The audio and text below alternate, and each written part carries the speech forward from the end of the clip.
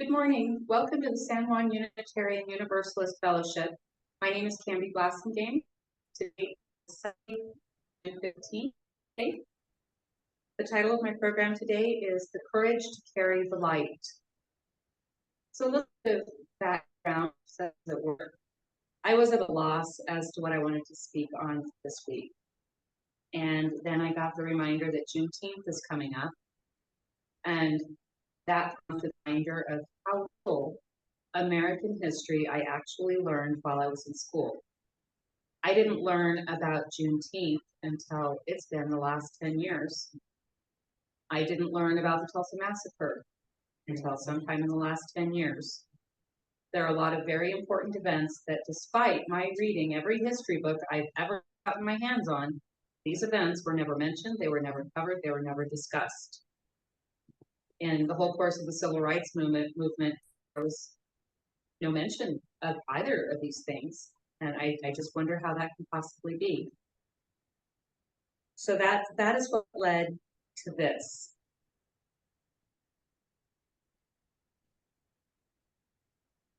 Today we're going to explore what it means to be carriers of light. As Unitarian Universalists, every Sunday we light our chalice in recognition of our history and our future and our present. We are carriers of light. We are people who embody justice and hope and peace in a world that too often feels dimmed by despair. Dr. Martin Luther King Jr. once said, "We must accept finite disappointment, but never lose infinite hope." Dr. King led with spiritual courage and unwavering commitment to nonviolence.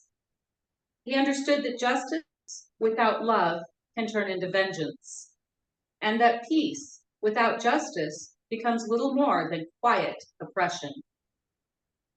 In many ways, his legacy resonates with our own Unitarian Universalist principles.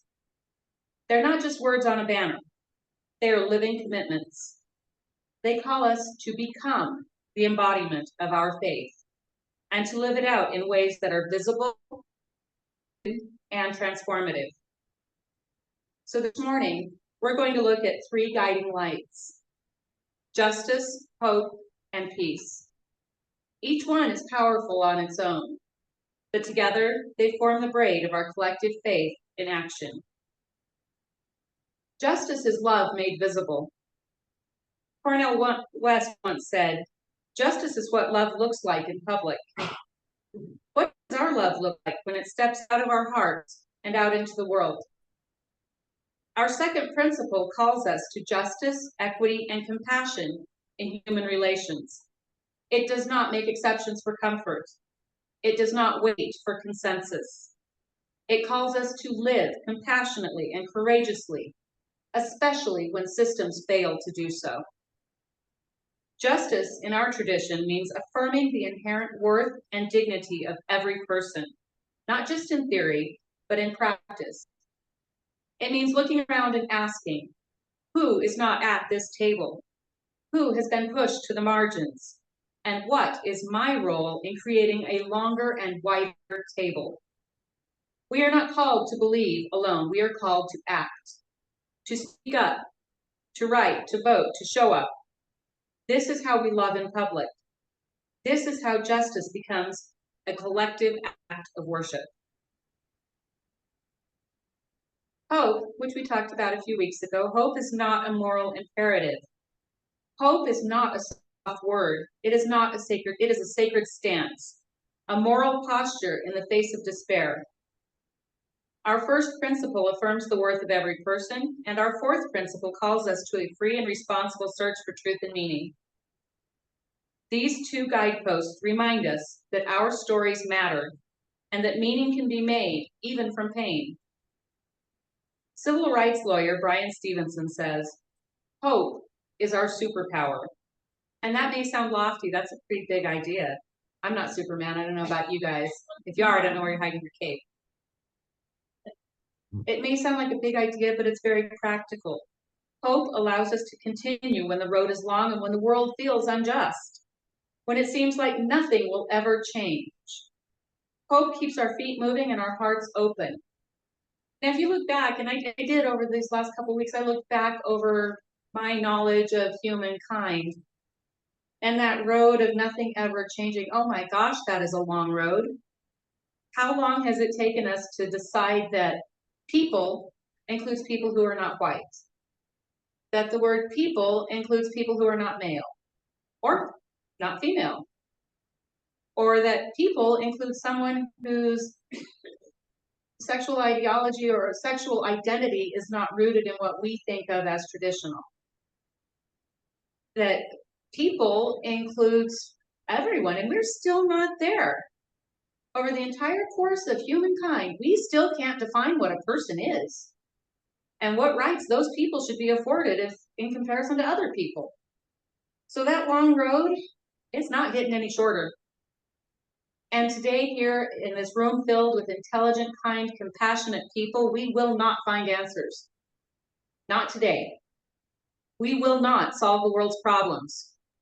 Not today, and probably not tomorrow, and probably not in my lifetime.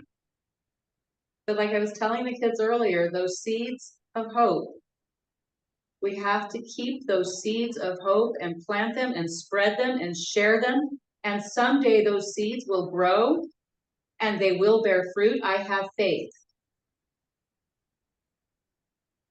As Unitarian Universalists, we practice a hope that does not require guarantees.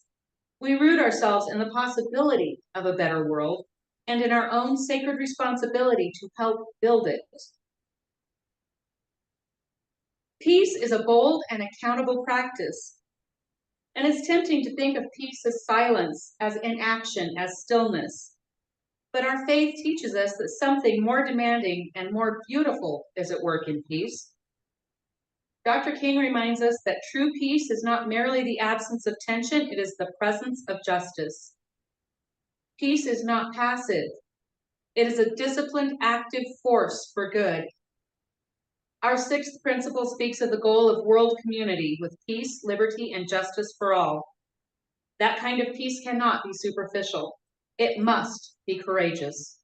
Our proposed eighth principle challenges us to dismantle racism and all oppressions in ourselves and in our institutions. This is the peace-building work of accountability. It is soul work, it is sacred work, and it is the work of a lifetime. And to do that work, we must be courageous. Peace is made real in how we listen, in how we share power, and how we confront injustice while holding fast to compassion.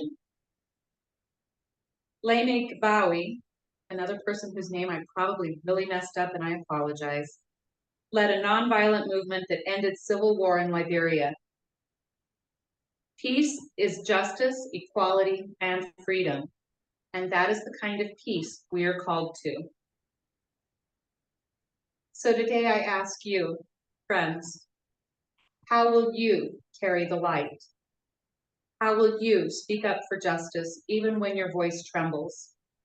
Will you choose hope when despair beckons? And I'm telling you, every time I turn on the news, it's there. Every time I read something, it's there. Despair is knocking at the door.